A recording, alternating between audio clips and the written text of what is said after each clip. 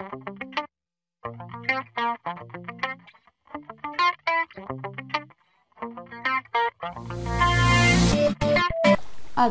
heute wieder mal mit einem neuen Tutorial bei Dekemani Tutorials. Ich präsentiere euch, wie wir eine Monsterfarm bauen können. Also, ich mache das Wasser kurz weg, dass man sieht, wie man es bauen sollte. Und da unten auch. Ja, Lava, kriegt nicht gerade Ausraster. Und dann hier noch die Lava rausnehmen. Inseln zeigen. So. Okay. Dann mal die Lava verschwinden. Will sie aber nicht. Okay. Also. Der fängt an. Dann baut die sowas. Also ihr könnt es natürlich dreispurig, dann muss das aber auch dreispurig sein. Und wie in so viel Richtung.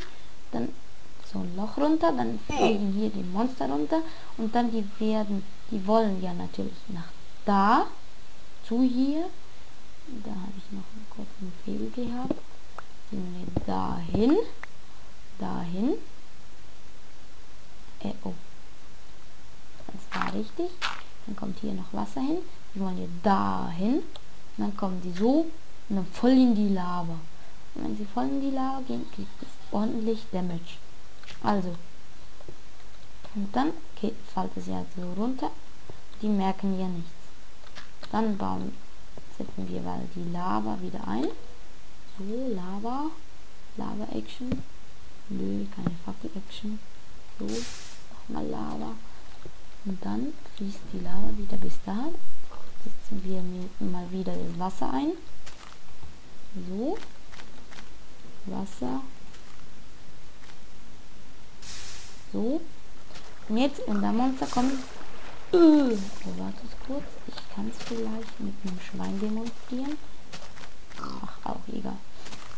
Und da werden Monster jetzt kommen. Dann fliegen die da runter, fliegen voll in die Lava.